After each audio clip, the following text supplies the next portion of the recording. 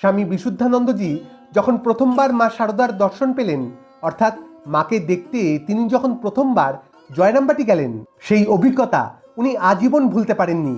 ওই দিনটি বা ওই মুহূর্তটি ওনার মনে গভীর ছাপ ফেলে দিয়েছিল। সালটা ওই 1905 কি 6।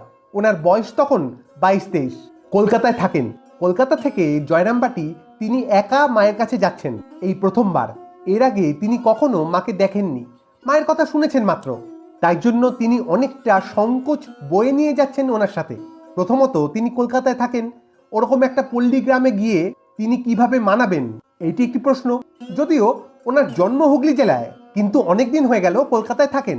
আর এর থেকেও বড় সংকোচ, তিনি মায়ের সাথে কিভাবে কথা বলবেন, মানে ওখানে ওনার সাথে মায়ের পরিচয়টা কে করিয়ে দেবেন। সম্পূর্ণ নতুন একটি জায়গা, নতুন মানুষ, মাকেও চেনেন না। মা কেমন, কিভাবে দেখবেন ওনাকে, কিচ্ছু জানেন না, শুধু লোকের মুখে শুনেছেন। তাই যেরকমটা সাধারণত সংকোচ হয়, সেই সংকোচ নিয়ে তিনি গেলেন মায়ের কাছে। এবং যখন জয়রামবাটি পৌঁছলেন মায়ের বাড়িতে, তিনি গিয়ে দেখছেন মা তরকারি কুটছে। তো মায়ের সামনে গিয়ে দাঁড়ালেন। ওনার সারা অঙ্গ দিয়ে যেন একদলা সংকোচ ঠিকরে বেরিয়ে আসছে। কি বলে ডাকবেন, গুরুমা নাকি অন্য কিছু? আর ডাকা তো দূরের কথা, কি বলে কথা শুরু করবেন এইটি ঠিক করে উঠতে পারছেন না। এমন সময় মা তরকারি কোটা থামিয়ে দিয়ে ওনার দিকে তাকালেন এবং তাকিয়ে সাথে সাথে একদম স্নেহময়ী কণ্ঠে, মমতাময়ী কণ্ঠে, মানে যেরকমটা মা বলে থাকেন, তো সেই স্বাভাবিক ভঙ্গিতেই মা বলে উঠলেন, কেমন আছো বাবা? রাস্তায় আসতে কোনো অসুবিধা হয়নি তো? চমকে গেলেন বিশুদ্ধানন্দজি মহারাজ। এমনভাবে মা বলছেন যেন কতদিনের চেনা। মানে মহারাজজির মনে এত সংকোচ, আর ওদিক থেকে মায়ের দিক থেকে সংকোচের লেশমাত্র নেই।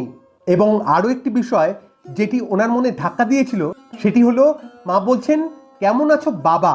এই বাবা বলে সম্বোধন করাটা ঠিক যেভাবে মায়েরা সন্তানদের করে, বাবা, বাবু, সোনা এগুলো বলে ডাকেন, ঠিক সেভাবেই মা যেন সন্তানকে বলছেন, নিজের সন্তানকে, আপন সন্তানকে।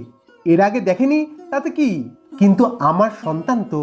বিশুদ্ধানন্দজি পরবর্তীকালে বলেছেন, সেই দিনটির কথা ভাবলে আমার দু চোখ দিয়ে আজও শুধুই জল গড়িয়ে পড়ে। আরেকটি খুব সুন্দর কথা তিনি বলেছিলেন যে মা আমাকে ভাবসমাধি করিয়ে দিলেন না, মা আমাকে চিরকাল তার সন্তান রূপে গ্রহণ করে নিলেন। অর্থাৎ অনেকেই আসেন মুক্তি লাভ করতে, ঈশ্বরকে পেতে, উদ্ধার হতে, ভাব সমাধি লাভ করতে। অনেকেই তো ঠাকুরকে এসে জ্বালাতেন যে আমাকে ভাব দিন, সমাধি করিয়ে দিন। মাকেও বলতেন, মানে এগুলো পেতেই তো লোক সাধারণত আসতো মায়ের কাছে, ঠাকুরের কাছে। কিন্তু তিনি বলছেন এগুলো মা দিলেন না, এর থেকে অনেক বড় মা কৃপা করলেন। কোন কৃপা? মা আমাকে সন্তান রূপে গ্রহণ করে নিলেন। এর থেকে বড় কৃপা আর কিছু হয় না। ভাব সমাধি, মুক্তি, উদ্ধার সব আরেক দিকে, আর মা সন্তান রূপে গ্রহণ করে নেওয়া এটি আরেক দিকে। এর থেকে বড় আশীর্বাদ, এর থেকে বড় কৃপা আর হয় না। আমৃত্যু এই দিনটি, এই মুহূর্তটি স্বামী বিশুদ্ধানন্দজির মনে গেঁথে রয়ে গেল। আজ এটুকুই। আবার দেখা হবে অন্য কোনো ভিডিওতে। ভালো থাকবেন, সুস্থ থাকবেন। ধন্যবাদ। জয় মা।